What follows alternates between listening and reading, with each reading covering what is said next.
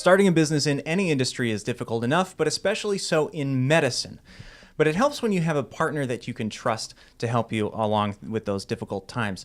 I'm Adam Salati with the eClinicalWorks podcast, and speaking with me today is Ahmed Elmanan from Shore Community Medical, Managing Director of this practice in Rehoboth Beach, Delaware. Ahmed, thank you so much for being here with us today. Thank you.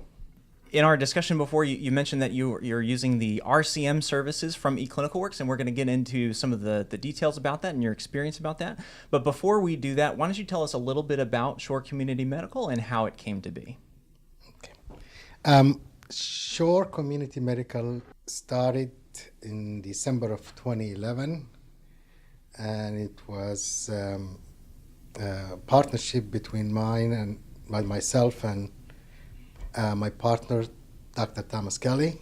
He realized he wanted to have a practice, and I was in business and finance, real estate in DC and in Washington, DC. And I told him that I don't have any experience in healthcare, but I'm willing to learn. So together we Googled our way to it. We researched, we did all kind of homework, and that's how we started. So you said you didn't have any experience in medicine, but you did have experience running businesses, I believe. You had set up some companies before this. True. I had a financial management company in Washington, and I also have a real estate company in Washington, D.C. as well. What were you personally doing in the early days of the business when you were first getting started? I was doing everything, basically. The management part of it, the billing part of it. I dealt with insurance companies. I set up all kind of policies, everything. I did it all, but it wasn't long after that I realized that the billing part of it was the hardest and the most time-consuming. But yes, I did almost everything. So when you're running a business, I think one of the keys to success, from what I've heard so far, is that you need to know when it's time to bring on an expert, someone who can do what you're doing better than you, right? When did you realize this? Not far long after we started. As everybody knows, billing in healthcare is one of the most complicated things that you could run into. So I have to do everything. I had to do everything from scratch. I have to make sure the claims are clean, submit to primaries, submit to secondaries. Some of them are paper, some of them are electronic. So, and I realized not long after that I have to get help. And in the beginning, I thought about hiring a billing company. And I don't know, I think I just called our account manager, and he told me that eClinicalWorks are coming up with RCM. I think he said it was in 30 days, and I probably the first one who signed up. So I signed up, and the rest is history. So once you signed up, I'm assuming since you're still with RCM that was a decision you did not regret. But once you signed up, what were some of the benefits that you realized? Actually, it was the best decision. It was the best business decision I think I made during the life of this business. So it was just God sent. I didn't have to do basically anything. I have an account manager who she calls me. She send me encounters of if anything is going wrong. Within 30 days, I start getting money, which was not the case when I was doing it myself. Right. Let's talk about that. Let's talk about the turnover. Right. Okay. What was your turnover in the beginning when you were doing this all yourself? When I was doing it myself, it probably in the 50s, 60s%. Collections rate, right? Yes. And it took probably between 60 to 90 days um, for payments. After I signed up with RCM, I think the last couple of months we were at 97% collection, and our days in ER, which our days in account receivable is, I think it was 24 days. So you went from 90 days of to get collections and a 50 to 60% collection rate to 24 days and a 97% collections rate. Correct. With RCM. Right. And some months it goes to zero. Some months the rejection rate is zero. So, which is perfect for any business person running any kind of business. So for me personally, I mean, I know signing up for RCM and the results we are getting had a positive effect on a lot of parts of our practice. But for me personally, it freed me to do a lot of stuff, meet a lot of deadlines. I don't have to spend hours, filing claims or scrubbing claims or on the phone with insurance companies, which took almost all my day. So it's been a wonderful experience, and we're still benefiting from it, and hopefully we'll benefit from it for a long time.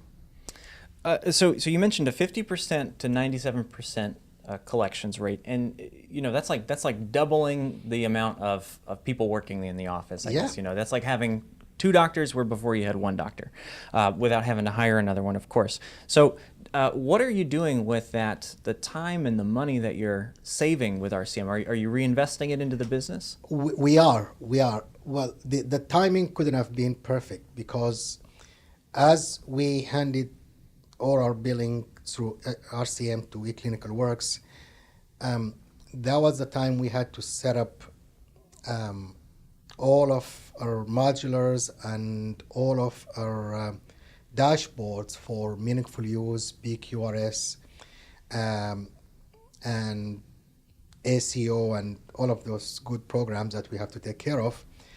So, so that, signing up for RCM gave me a lot of time to join this program, sign contracts, do follow-up, and then I took it a notch higher. I said, let me see, maybe eClinicalWorks have programs to help me with all of these payment schedules. So we signed up with them, with eClinicalWorks, for PQRS, meaningful use dashboards, and we've been doing it for the last 4 years. Do you think you would have been able to hire out those services? Just to recap what you said, you signed up with eClinicalWorks Consulting for your meaningful use, your PQRS, and those types of things. Do you think you would have been able to hire out those services if you hadn't gone with RCM in the first place? Absolutely not. I mean, I would need at least 1 staff. What are some of the other tools and services that you might be using now that you have this extra time and revenue? Right. Well, one of the reasons why we are sending what we call clean claims, or a rejection rate is low, is it takes a lot of planning to get to the point where a claim is submitted. So I had a conversation with our account manager with eClinicalWorks, and him and I went through all of the tools and programs that eClinicalWorks has that could help us to facilitate all things when it comes to office visits, encounters. So we're using messengers, remind people about their appointments. We're using campaigns for a lot of things, annual visits, Medicare wellness visits, vaccinations. So before the patient arrives in our office, we already know what is he or she coming for, and we prepare for that. So it makes the office visit goes smoother and shorter, and all of the items in the progress note is all lined up in order for us to submit clean claims. So we do our homework before the patient arrives, and we use the tools that eClinicalWorks gave us to get to that point. I believe you guys are also using our HEDIS dashboards for quality Yes. measurement. Tell us a little bit about what that is and what you're doing with it. Well, the dashboard it's very extensive. It's all the HEDIS measures, basically, and what eClinicalWorks does is they give us all the information to utilize the data that they generate from claims on our patients.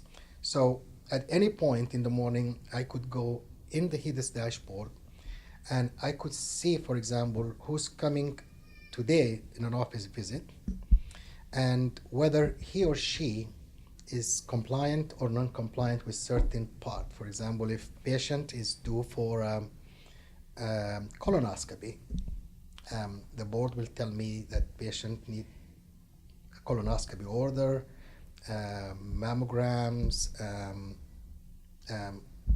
all kind of stuff, so it's a tool that really makes our job easier because we know what to give the provider to discuss with the patient on the things that the patient has missed or need to do within a short period of time, which is something manually you could never be able to get or generate, basically. I mean, it would be next to impossible to go through. We have about 1,300 patients to go through the chart and find out who is due for what at any given point. So the dashboard, with one click, I could just generate a report and submit it to the provider, telling him that Mr. such and such is coming at 8 o'clock and he need to be reminded or he need an order for these items and stuff. So it sounds like you're using that to do a little bit of pre-visit planning for your patients that are coming in, make sure that you're not missing any care gaps, which of course is pre-visit planning is a big focus now that we're moving into the macro world and for anyone doing patient-centered medical home. And so let's talk a little bit about the relationship. You mentioned the relationship that you have with your account manager. Tell us a little bit about that. For our Sam, the strategic account manager, him and I have a conversation at least twice a month. And then with Aja, our RCM manager, we speak or try our best to speak every Friday afternoon. So the way it goes is she will send me an agenda and followed by a phone call, and her and I will talk about it and the items in the agenda. She'll tell me what and where we are at the collection and what we need to do. Of course, the biggest complaint for the crew with RCM is to convince the provider to lock the notes. So, and everybody knows in a medical practice that that's a big problem. So, but that's basically the communication we have. We speak every Friday. We chose to speak on Friday after 3 o'clock. So, and so weekly we have. Basically, she gives me a week to correct what need to be corrected, which I'm very grateful for. So she gives you a little action plan for the week, to-do list to make yourself more successful. Is this a copy of the report that you have here? Report. And of course, also at the end of the month, I get the month end report, which is, as you see, is very comprehensive. It's about 19 pages with its wonderful graphs and diagrams and beautiful statistics and stuff. I mean, it's really wonderful. What are some of the key things that you look for in that report? Well, in this report, the most important thing I look for is how much we billed and how much we collected.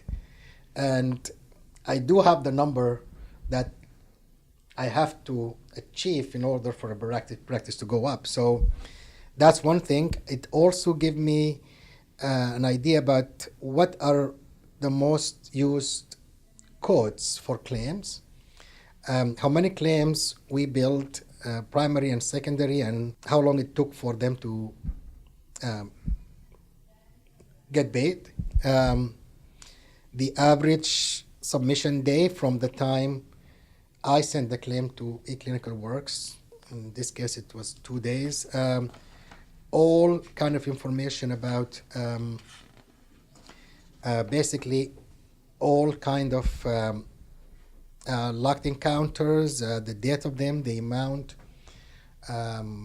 what's in the account receivable, what's been collected, and write-offs and everything.